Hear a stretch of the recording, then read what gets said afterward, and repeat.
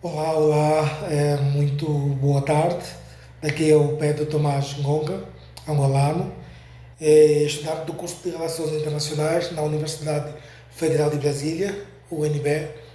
E mais uma vez venho cá trazer, né, ao apresentar para vocês algumas curiosidades geopolíticas que têm decorrido de uma semana para cá. E hoje vou focar mais um pouquinho no continente africano, propriamente na África do Sul, tá? A África do Sul é uma das maiores potências, para não dizer a maior potência industrial e econômica do continente africano. E ela está situada no sul de África, tá? Ou seja, temos Angola em cima, isso estou a me referir no sul, né, de Angola. Sul de Angola faz fronteira com a Namíbia e no sul de Namíbia faz fronteira com a África do Sul, tá? Ou seja, a África do Sul teve um processo muito turbulento, né, e muito pesado para atingir a sua independência, né?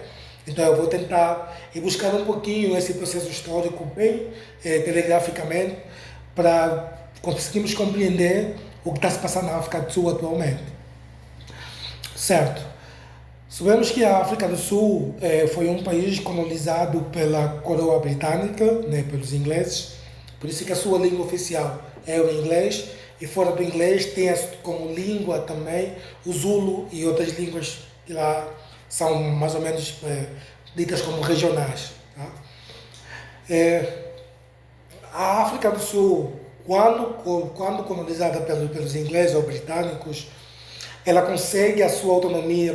Podemos dizer que foi o primeiro país colonizado a conseguir autonomia para tomar decisões ou levar a cabo assuntos internos onde as resoluções não partiam do território do seu colono, mas sim internamente. Tá?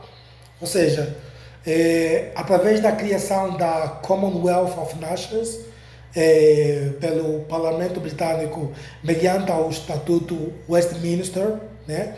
Isso no dia 11 de dezembro de 1931, que deu abertura ou autonomia para os colonos, ou seja, para os ingleses dentro da África do Sul tomassem decisões, né, para melhor governar o país, o território que estava a ser colonizado. Não dependia de mandar o assunto para o país sede, que era a Inglaterra, e a Inglaterra mandasse orientações para eles prosseguirem. Mas é claro que todas as decisões aqui deveriam ser avaliadas também para lá, mas as decisões partiam para cá e posteriormente era só a informação que girava em torno, tá? Tanto do país colonizado como do país que colonizava, que nesse caso é a coroa britânica. Então, nesse processo, né, a África do Sul começou a ganhar força, né, a maioria negra começou a ganhar força dentro da África do Sul, fazendo protesto, exigindo direitos, né, que é, na realidade, um dos papéis principais dessa mesma organização atualmente, que é focar em direitos humanos, desenvolvimento dos países, porque essa organização não fazia só parte da África do Sul, mas sim todos os países que estavam ligados à coroa britânica em termos de colonização, tá? Não era só a África do Sul dentro desse país, assim tal como a Índia também e vários outros. Partindo desse pressuposto, a África do Sul passa por um processo, né, onde aparece o Nelson Mandela, que foi um grande líder sul-africano, né, basicamente a maior referência ideológica e política que temos no continente africano, fora de outros, né, mas o Nelson Mandela é claro que é o maior, né, que posteriormente a África do Sul, de tanto batalhar por uma independência e por um processo de igualdade, tanto para os sul-africanos brancos e negros, a África do Sul consegue a sua independência no ano de 1961. Tá? No ano de 1961, a África do Sul consegue a independência e foi o mesmo ano que Nelson Mandela é eleito, ou se organiza a primeira eleição, e Nelson Mandela ganha a mesma eleição e se torna o primeiro presidente negro da África do Sul. Mas a África do Sul teve um grande problema. A África do Sul, como tinha um regime de segregação que chamou-se apartheid, né, em que separava, nesse caso, os sul-africanos brancos e os negros de frequentarem os mesmos lugares, de partilharem a mesma qualidade de ensino, o mesmo lugar de lazeres, as mesmas oportunidades laborais, políticas e entre outros, né? Nelson Mandela governava um país meramente caótico. E o processo do apartheid não foi erradicado desse mesmo país após a proclamação da sua independência. Ele permaneceu. Que por consequência de tanta luta, esse processo do apartheid só foi erradicado, né, no ano de 1994. Terminando o apartheid, ainda sobrou muito vestígios, né? Muito vestígios da situação que a África do Sul vivia. Essa separação de ideologias entre brancos e negros, ou seja, sul-africanos brancos e negros. E a África do Sul vem desenvolvendo assim. É claro que cresceu muito em termos econômicos, em termos industriais, em termos de ciência, tecnologia. Cresceu. Mas até aos olhos de hoje, século XXI, 2026, ainda notamos a diferença, né, dos africanos do sul, dos sul-africanos brancos com os negros. Os negros não têm tanta oportunidade assim. É claro que tem sim pessoas negras que têm grandes oportunidades, estão no mundo político, estão lá, mas a sua maioria fala mais alto. Não adianta nós aqui dizermos que 2 negros conseguiram, enquanto 1.000 negros não conseguiram.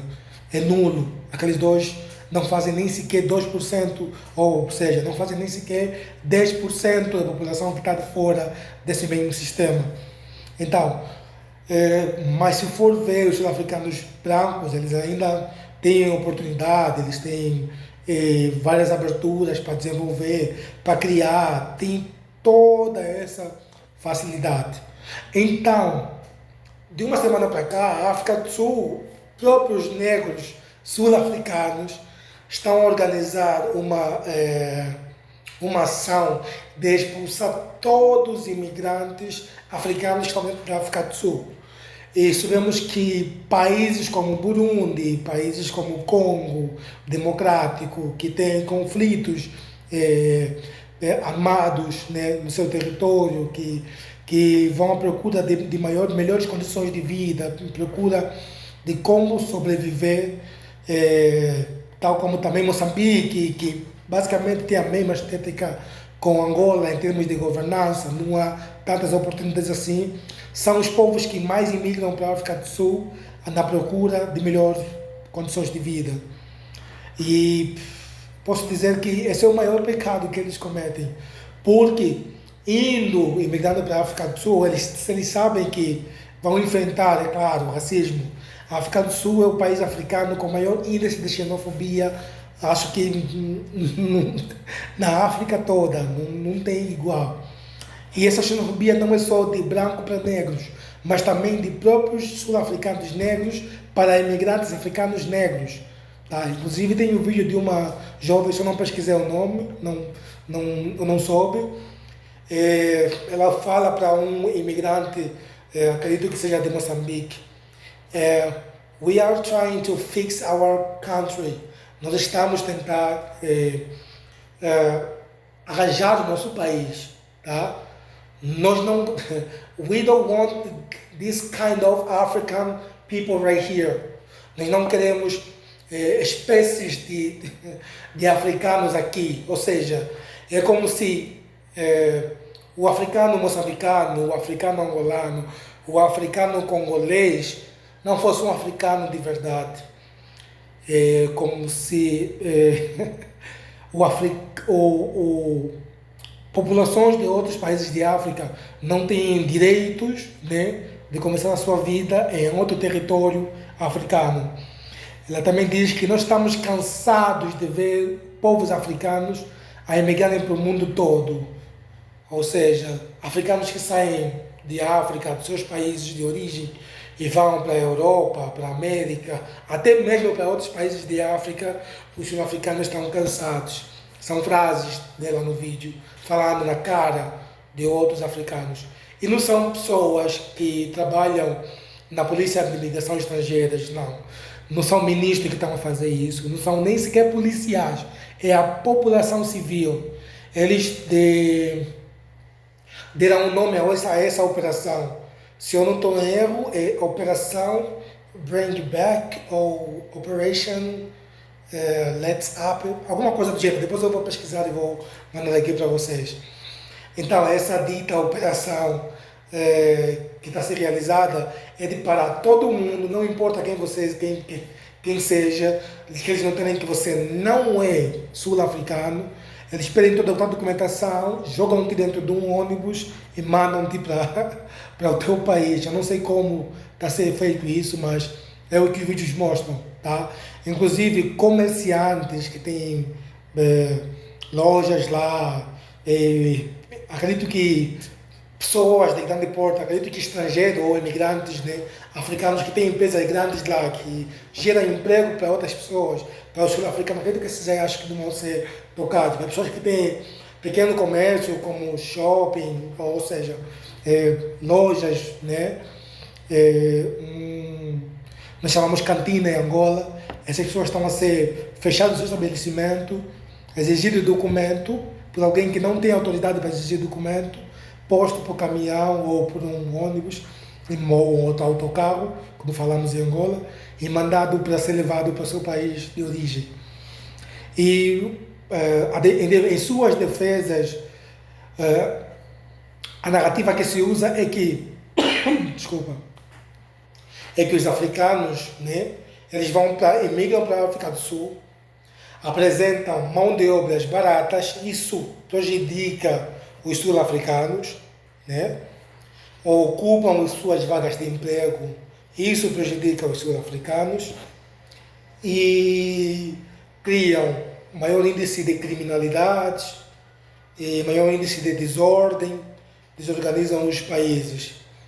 Tá, até certo ponto, fazendo uma análise, todo país do mundo tem esse aspecto. Até os Estados Unidos da América, que é a maior potência mundial, tem esse aspecto também. Tá? Não tem países que estão isentos disso. Mas não estou a falar de criado ou não, se a ocupação dos imigrantes ou não. Porque na África do Sul, atualmente, se acontece um crime, foi morta uma sul-africana aí, e não se sabe quem matou, a culpa é dos imigrantes. Ou seja, o índice de imigrantes está a aumentar, então o índice de criminalidade vai aumentar. Eu não vou dizer se está certo ou errado, pode ser verídico ou não, mas tem que se apresentar dados concretos. Não podemos somente apontar a culpa ao imigrante, porque eu tenho noção de que imigrantes também trazem emprego, imigrantes também contribuem para o desenvolvimento tecnológico, comercial de um país. Imigrantes também dinamizam a economia de países, tá? A economia do mundo não é feita por uma só pessoa. Até os Estados Unidos da América, não vou longe. Os Estados Unidos da América hoje é o que é através dos imigrantes. Aplicações e investimento que os imigrantes fazem dentro dos Estados Unidos da América tornam os Estados Unidos da América grande como é hoje. Por que os Estados Unidos da América não é o país com maior índice de violência no mundo? O Brasil, o país onde eu me encontro atualmente, é um país que recebe muita gente e eles são até muito inclusivos quando recebem pessoas de outros países. Disponibilizam a educação, disponibilizam empregos, mas nem por isso você vê a população brasileira saindo para as ruas, parando os imigrantes ou pedindo documento para todo mundo que vai achar na rua. Se for imigrante, botar num autocarro, ou jogar num autocarro, ou mandar entrar num autocarro e mandando embora para o país de origem. Então, são cenários tristes, muito tristes, que povo africano vem criando para o próprio povo africano também. A África é um continente, nós todos partilhamos mesmo sangue, a mesma terra. Por mais que uma terra chama-se África do Sul e outra chama-se Angola, ou África, ou Namíbia, ou Moçambique, ou Congo Democrático, o nosso sangue é todo idêntico, tá? Então nós precisamos ter o mínimo de empatia para as pessoas que vêm para o nosso país. É claro, aqueles que não vêm para ajudar no desenvolvimento devem ser revistos, devem ser acompanhados, mas nem por isso você deve pegar, pará-lo na rua e simplesmente botar num carro para mandá-lo embora. Primeiro precisa-se ter conhecimento profundo. Eu sei que a situação é crítica, o nível de desempregado na África do Sul aumentou muito, ou seja, a África do Sul tem 61 milhões de habitantes, acho que tem 30 a mais que Angola, ou 20 e tal a mais que Angola, e tem 20% da população no desemprego. Angola tem mais do que isso, Angola tem quase, eu posso arriscar dizer que Angola tem 60% ou 70% da população desempregadas, ou de emprego informal, né, que não conta como emprego, ou trabalha vendendo na Tunga, e tem muito estrangeiro em Angola, do Congo trabalhando lá, vendendo no mercado, mas sabendo que somos irmãos, que ele saiu do seu país na procura de um pão sem calhar para mudar a sua vida ou até ajudar familiares que se encontram no seu território, devemos abraçar e até podemos ajudar a crescer, né, a desenvolver. Quem sabe o desenvolvimento dele pode trazer um aspecto muito positivo para a nossa terra, para o nosso próprio país. Então, esse aqui vai o meu conselho, tá, para o povo sul-africano. Não olhe somente no seu umbigo. A pessoa, quando olha apenas para o seu umbigo, acaba por cometer erros. Então, não olha para a África como a África do Sul apenas. Olha para a África como um todo. Olha para todos os aspectos, desde o social, econômico e até político desses países, antes de tomar qualquer decisão. E as maiores entidades sul-africanas, presidentes, ministros, que põem a mão nisso, façam alguma coisa para que pessoas que se calhar deram de tudo para chegar até aí, e se calhar já conseguiram uma estabilidade econômica, não percam isso e voltem para a sua terra de mãos abandadas, tal como estão a ser enviados. Intervenham, criem um ambiente sadio e um ambiente super favorável para o crescimento da África do Sul. Tá? E mais uma vez lembrem, um país não se faz só com os seus nacionais, mas se faz com estrangeiros também. Tá? Então isso é tudo o que eu queria dizer para vocês como internauta. Quem quiser comentar, comenta, deixa um like, subscreva. Eu estarei aqui mais uma vez para falar sobre mais uma curiosidade geopolítica. Tá? Viva a África, estamos todos juntos.